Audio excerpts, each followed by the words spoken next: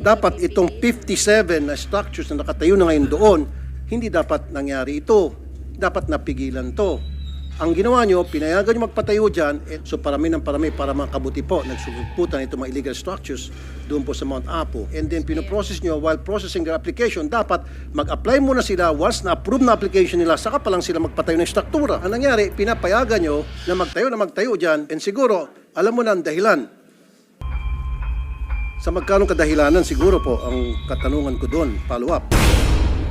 Black sand mining sa Zambales. And you did promise na i-look into it, or better off, ipapahinto yun. Anak ng dagat. Sana ba? Bakit mo pababayaan na walang ECC at walang PAMBI tatayo? Tuloy-tuloy pa rin ang paglapastaran sa ating black sand. Ito pang masaklap. Libre na nga ang pagmina nila ng black sand doon. Karamihan ay from China, and then ibinebenta pabalik sa ating gobyerno. Anong klaseng kabalastugan po yan? Ibinebenta sa reclamation dyan sa iba't ibang parte ng Pilipinas. Kumuha sila ng black sand sa karagatan natin, ang libre, ibebenta pabalik sa atin. Thank you, Madam Chair.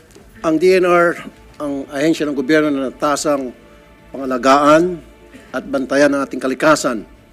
But because of recent events, lumilitaw na ang DNR ay isang ahensya na matatawag kong bantay sa lakay, turo-turo style. Bakit po turo-turo style? Nagtuturoan. Kapag kami po ay tumawag sa DNR para mag-usisa, mag-imbestiga tungkol sa mga illegal structures, tungkol sa mga paglapastangan sa ating mga kalikasan, nagtuturoan. Ito pa po ang pinakamasakit at nakaka-insulto.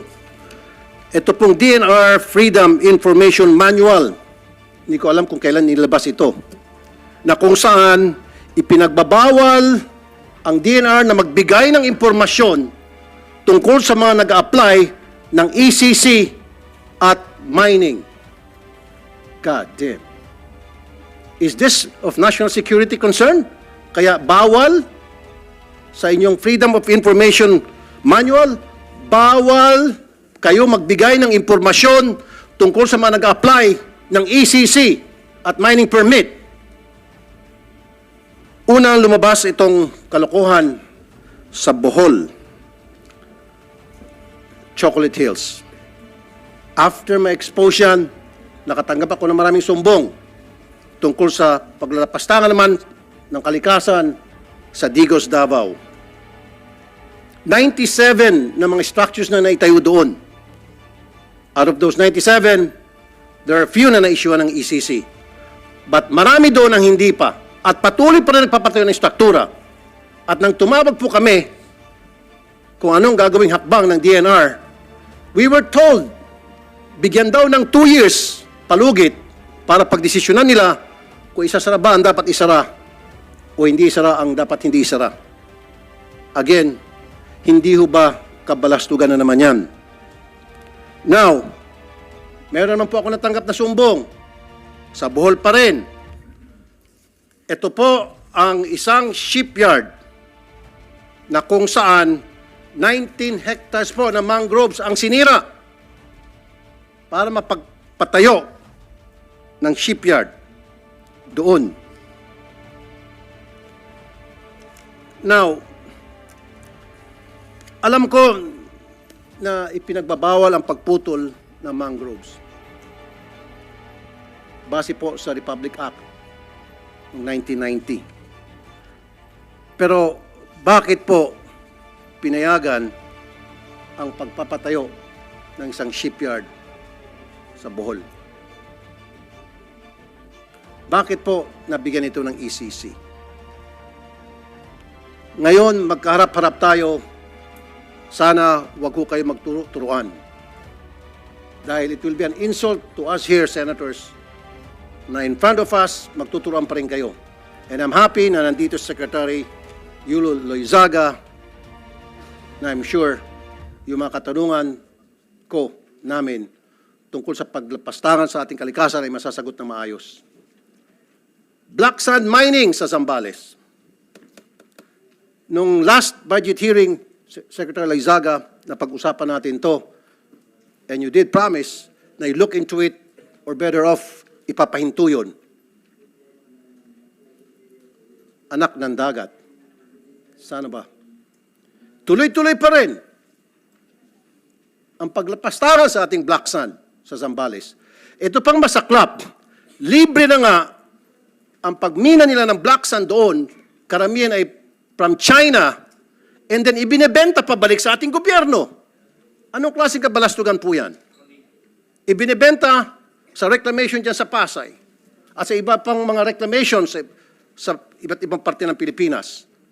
Kumuha sila ng black sand sa karagatan natin and then, ng libre, ibebenta pabalik sa atin.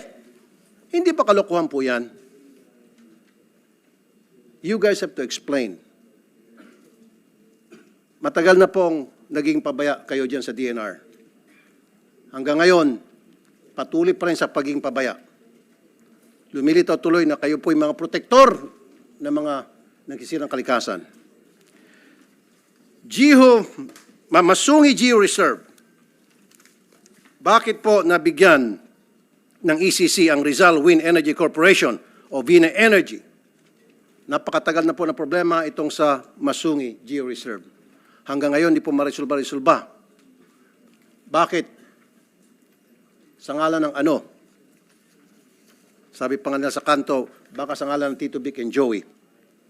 Yung tatlong muka sa isang papel. Nung panahon yun, kasi hindi na nga Tito Vic and Joey ngayon eh. Yan lang po, Madam Chair. I'll reserve my other questions later. Yun lang po ang tanong ko. Bakit po pinayagan na alam naman natin, protected area yon, pinayagan niyo pa rin patuloy magpatayo ng mga struktura doon at patuloy pa rin po kayo nagpo-process ng mga ECC permit knowing na protected area yon at bawal na doon. At meron po tayong mapa. Bakit po? Yes, Your Honor. It was just, we strengthened our conduct of monitoring and inventory sometime in 2018 and 2019, and these establishments were discovered. And so these establishments applied for PAMBI clearance with the PAMBI. So they were also given clearance, and then they were encouraged to then apply for ECC. Yeah, nabigyan kasi ng clearance ano po, ng PAMBI. Pero alam naman po natin within the protected area yan at alam naman natin na dapat wala sila doon and yet we continue entertaining their application and saying na it's in process. So ibig sabihin may balak tayong bigyan pa sila. So parami ng parami para makabuti po nagsusuputan itong mga illegal structures doon po sa Mount Apo. At kapag kami po ay magtawag sa inyo sa DNR, nagtuturoan po kayo. Yung pong masakit eh. Di ba? You're supposed to be, tinatawag nating tagabantay ng ating kalikasan, pero parang bantay sa lakay po, dating nyo dito. So what are your plans with pertaining to these structures na walang ECC? At itong may structures na pinoprocess pa lang ECC? There are 53 latest update, Your 57, Honor. 57. 57. Sir, may ECC na po yung iba. Opo. Okay. So, 34 with PAMBI clearance and no ECC. 53 are without PAMBI clearance and no ECC. So anong balak niyo po dito sa wala pang clearance? At We walang have, ECC at alam niyo po na bawal, dapat wala sila doon. So anong plano? Kasi we were told na bigyan daw ng 2 years. Sabi po ng DNR, bibigyan daw po ng 2 years palugit itong mga walang ECC to continue to operate. Ang binigay at ang rason para makabawi daw doon sa kanilang tinayo, sa kanilang investment. In the first place, ba't sila pinayagan na tumayo doon? Sana, hanggat hindi po sila nakakuha ng permit, ng ECC permit, hindi dapat sila pinapayagan magpatayo ng struktura doon. Kaya nga binanggit mo kanina, monitoring, wala kayong ginagawang proper monitoring. Sir, to answer the question as to what do we do with those without ECC, we are going to issue notices of violation. Notices of violation? Yes. Hanggang And doon lang po? sa walang mga PAMBI clearance, mag-issue po kami ng mga... Teka muna. So, issue of notice of violation. Yes po. Okay. So, hanggang doon lang. Notice of violation. And then what, ma'am? And then they will be called for a technical conference, and if for the conduct of case built up, but if they can explain properly or if it is deemed that the project is not detrimental to the environment, they can be issued ECC. Ma'am, Place, dapat hindi napatayo yun. Oh. I think your problem, Secretary Loizaga, your regional is very poor or walang concern sa ginagawa nyo. I think the regional is kasi pag pinag-report mo sila ng pinag-report, yung report nila nakakatawa eh. Bakit mo pababayaan na walang ECC at walang PAMBI tatayo? Oh. So you're not watching over it. ma'am, Diba? di ba sabi mo kanina, meron kayo ginagawa monitoring dito sa mga struktura na itinatayo sa mga protected areas. Okay, kung meron kayong ginagawa monitoring, dapat itong 57 na structures na nakatayo na ngayon doon, hindi dapat nangyari ito. Dapat napigilan to. Ang ginawa nyo, pinayagan nyo magpatayo dyan, and then pinoprocess nyo while processing their application, dapat mag-apply muna sila, once na-approve na application nila, saka pa lang sila magpatayo ng struktura. Yun po dapat ang patakaran, yun po yung standard. Ang nangyari, pinapayagan nyo na magtayo dyan, and siguro, alam mo na ang dahilan. Sa magkanong kadahilanan, siguro po, ang katanungan ko doon, follow up. With your indulgence, Madam Chair, can I say something po regarding Mount Apo? Just to answer the query of the good senator. Kasi parang wala silang pakialam. Tumayo ka ng tumayo dyan. Kahit walang ECC, walang PAMBI, wala silang pakialam. You cannot do that. You cannot do that.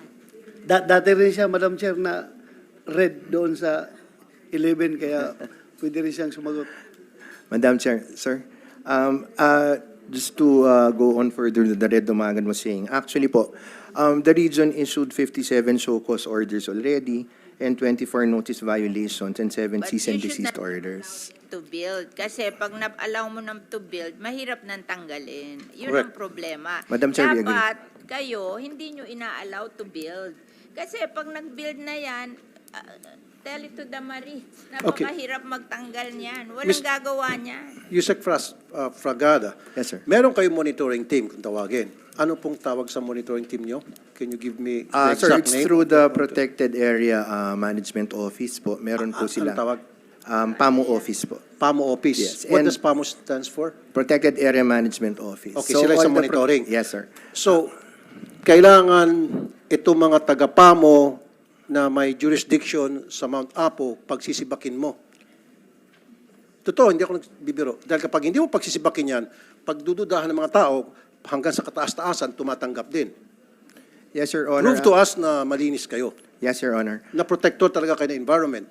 Yes, Your Honor. Kasi tama nga naman sinasabi din ni Senator Cynthia na in the first place, hindi niya sana pinayagan yun na makapagpatayo yan. Sinasabi kanina papaulit-ulit, kailangan permit muna bago structure. Dito, nangyari, structure muna saka mag-apply ng permit. Tapos in process pa yung permit, etc. O ngayon, 57, paano pa ito pasasara itong 57 ito? At sinabihan kami na give them 2 years daw. We agree, Your Honor, with your recommendation. One of the problems actually, and we'd like to recommend to the Senate to help us with this, nabanggit niyo po yung constitution ng PAMO office. For Mount Apo per se, we only have around 1 plantilla officer there and around maybe 30 job orders po na umiikot So, over ibig sabihin po, 31 ang 62,000. empleyado nyo sa monitoring. Po, they have to monitor 62,000 hectares of Mount Apo po. So, that's one of the areas we'd like to recommend na matulungan po kami ng Senado Sir, to there's increase such thing as our drone. Pwede mo lang kayo gumamit ng drone para ma-monitor yung the whole area, kahit na ilang hektarya pa yan, kahit na thousands of hectares yan. Kung gusto, maraming paraan. Kung ayaw, maraming dahilan. Di po ba? Yes, sir. Actually po, this year, because of the budget, would increase the budget on the drones were increased para nga po Sir, further ma-monitor. Sir, we were not born yesterday. All of us were not born yesterday here. Alam ng DNR na itong 57 na mga illegal structures na tinayo doon ay hindi dapat naroon. Pinayagan nila, sabi kanina, sa magkanong kadahilanan. Dahil kapag hindi, sila ay diretso lamang, hindi sana natayo itong mga structures na ito. Ngayon, mahirapan kayo patanggal to. Nakatayo na eh. Di po ba? Yes, So sir. sabi ko, yung mga tagapamo nyo, sir, disiplinahin nyo yun. Dahil sigurado ako, kasabwat yun ng mga nagpatayo ng illegal structures. Yes, sir. Yes, Your Honor. We will do that. Salamat, Madam Chair. mahina ang regional nila. Can Can we now go on with the presentation of Mount Apo? So one of the findings is mahina ang regional office, di ba?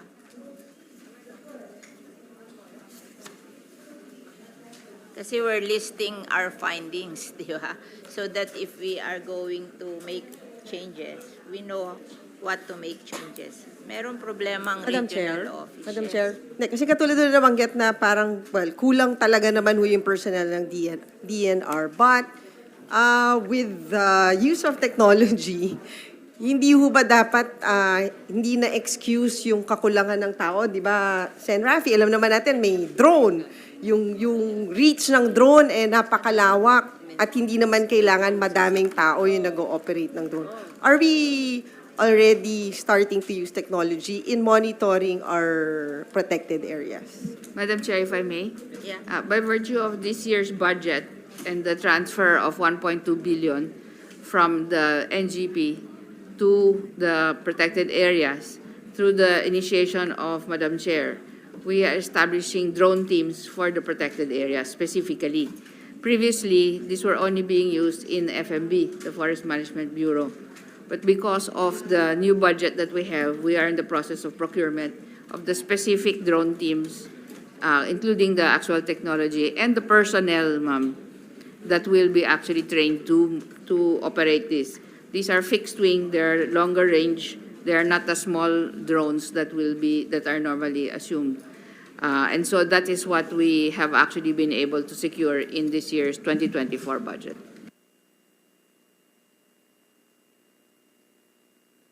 With the presentation of Mount Apo, you said you have a presentation.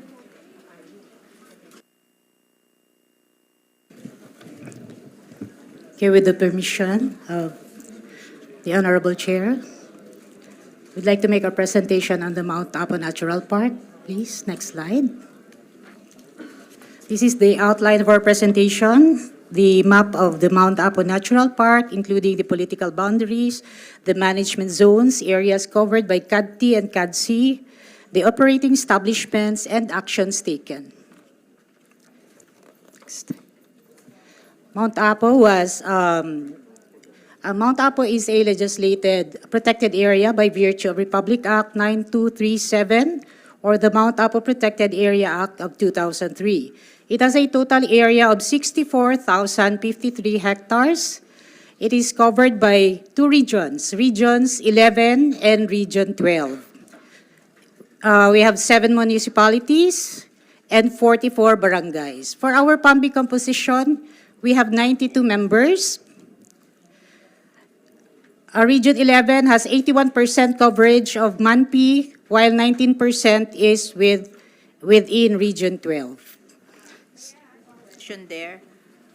Dito sa binigay mong hectarage, ang buffer zone is 6,000, ang multiple use zone is 24,000, ang strict protected zone is 30,000. Ang laki ng multiple use zone na yun ang tinayuan ng mga bakit ang Resorts, laki-laki noon? Kasi ang laki ng protected. Bakit nyo pa dineclare na protected area yun kung multiple use zone lang yun? Magkasinlaki sila halos. This was pursuant to the land cover, and this was per guidelines to No. In classification of the 20% ang multipurpose zone. legislation.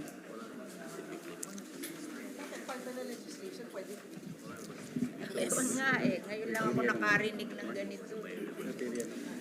It depends on the... Ang laki ng multi-use zone Ano pa ho dapat yung percentage ng multiple use zone? There's no specific percentage pa But provided. I'm sure dapat meron ho minimum. Madam Chair, minimum may we percentage. turn over to our OIC for Biodiversity Management Bureau. He will indicate ASEC Mars Amaro. Madam Chair, Your Honors, Yeah. fellow workers in the government, good morning. There is no specific provision under our existing guidelines on what would be the percentage of the multiple use zone and the strict protection zone. So you mean to say, pwede yung 80% yung multi-purpose zone, tapos yung strict zone is 20%? Kasi dito halos If I have to cite the case of the Chocolate Hills, it is 98% alienable or disposable. So basically, we expect existing structures, establishments, town centers, and you cannot use and declare these areas as strict protection zone. So we have recognized. So it is on a case-to-case basis per PA. But as I mentioned, we have in the IRR of the Inay Pass categories such as for strict protection zone, those with natural vegetation of representative of any of the ecosystem types, habitats of endemic and threatened species, areas prone to natural and man-made hazards, Pero areas set aside. kalahati. So we have all this being looked into and guiding the PAMBI But in, this one is one half is multipurpose zone. that's right, ma'am. Madam Chair, so parang ang dating nag-declare pa tayo. Ba't pa dineclare? I guess, if I may, as I've mentioned, we will have to look into the history of the many proclamations that have happened before the enactment of the Inay Pass. Yeah, it's in the presentation, Yeah, ma'am. but it's very clear. Unang presentation pa lang questionable Yes, ma'am. na eh. Kasi kalahati multipurpose zone. So what kind of protected area is that? Kalahati multipurpose zone? Madam Chair, Madam Chair, hindi kaya prangkahin na lang natin. Dineclare ninyo na multiple use zone yung areas na maraming settled, may mga tao na ba? Area. Yun ang dineclare nyo na multiple use zone. That's the prime consideration of declaring that. Am I correct? Yes, Your Honor. If I So may, yung pala. for multiple use zone, I just mentioned yung strict protection zone. Kasi yung Mount Apo, wala pa yung NIPAS law. Andyan ang tao dyan, ilang generation na yung tao nakatira dyan. So yung nag-declare kayo ng protected area, kinonsider, kaya classify ninyo as multiple use zone, yung lugar, lang kapatagan area na may mga tao na nakatira. Ganun. Di ba? Yes, Madam So Chair, Your yun Honor. pala main consideration. Maraming tao nakatira, mas malaki ang multiple use zone. How can Parang ganun. Yeah. you tell me how you control if kalahati ng area punong-puno ng tao? How can you control that? Madam Actually, Chair, siguro maganda hong tanongin, doon ba sa multiple use zone, halos lahat yan na-occupy ng tao?